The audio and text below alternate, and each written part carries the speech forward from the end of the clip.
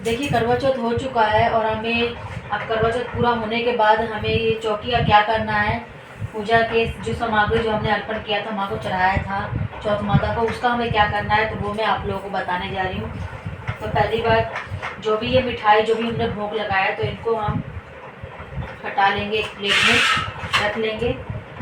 सबसे पहली बात तो मैं आपको ये बताना चाहती हूँ, जब भी कोई माता को हम बुलाते हैं, कोई भी मेहमान को हम घर बुलाते हैं, तो उनका विदाई भी करना होता है। तो विदाई हमें अच्छी तरीके से उनका सम्मान के साथ किया जाता है। तो इसी तरीके से हमें जब चौथ माता को हमने बुलाया है, गणपति शंकर जी को, शिव शक्ति को जब हमने यहाँ पर बुलाया, तो हमें इन्हें श्रद्धापूर्वक प्रेम से भाव से इनका पूजन पाठ करके इनको विदा करना होता है। तो जितना भी हमने जो ये रखा है फल फ्रूट, इसे हम हटा लेंगे यहाँ से।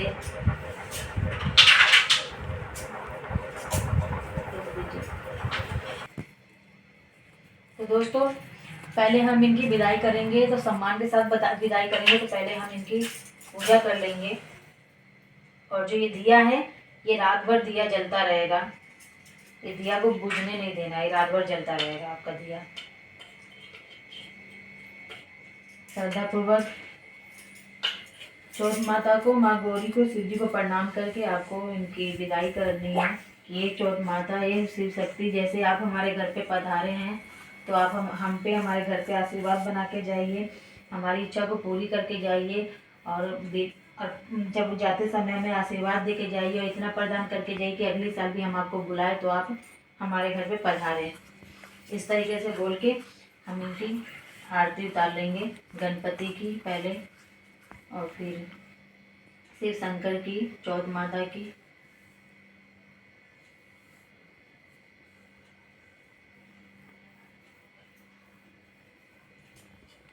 के बाद जो भी सामग्री है, खाने पीने की चीज़ें हैं, ये आप अपने घर में भोग लगा सकते हैं, खा सकते हैं, या फिर किसी गरीब को दान कर सकते हैं। जो भी खाने पीने की चीज़ें हैं, कलश को हम हिला देंगे।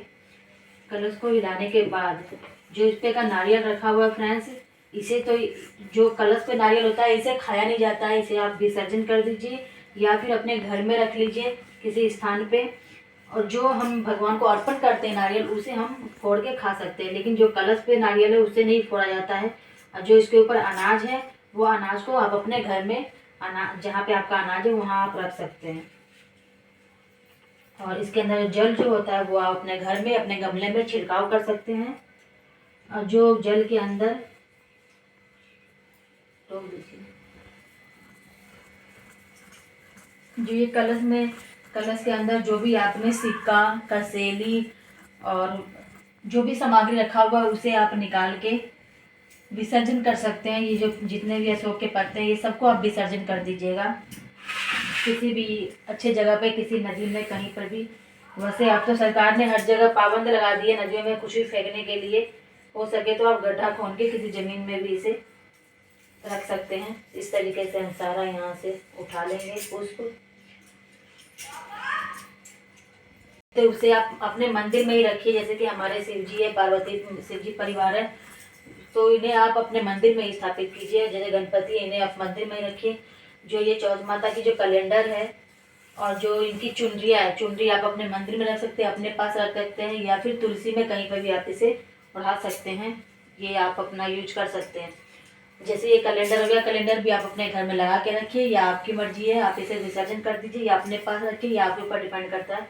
और जो ये पहले गणपति को हम अपने मंदिर में रखेंगे।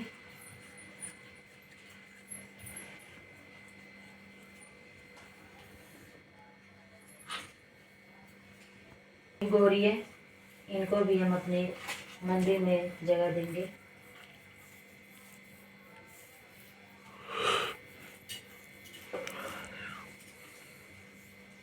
पिन्हाए रखिए या फिर आप विसर्जन कर दीजिए।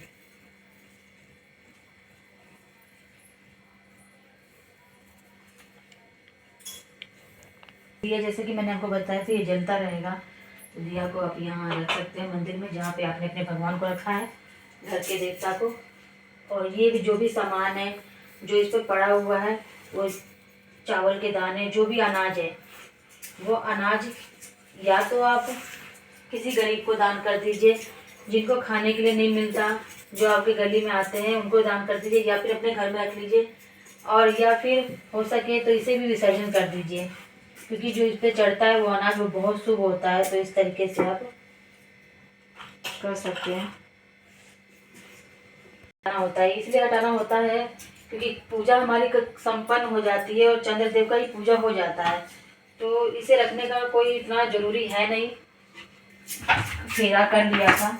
ये जो कपड़ा है लाल कपड़ा, उसे आप अपने घर में ही संभाल के रखिए, जो आपके किसी भी अच्छे काम में इसे आप बार बार चौकी में बिछा सके या किसी अच्छे काम में यूज कर सके। इसे हटा लूँगी क्योंकि चौकी मेन हमारी चौकी थी, चौकी हमारी हट चुकी है।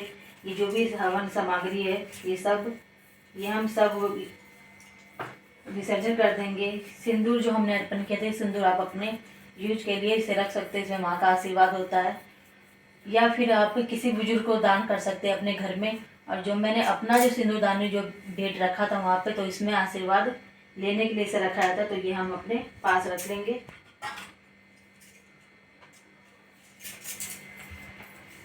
प्रणाम करेंगे और उसका आशीर्वाद लेंगे कि आप हमारे घर पे हर साल ऐसे ही पधारिएगा और जो भी इच्छाएं हैं सबकी पूरी कीजिएगा। माँ ये चौथ माता हमारे ऊपर अपना आशीर्वाद बनाए रखेगा, ये शिव शक्ति अपना आशीर्वाद बनाए रखेगा।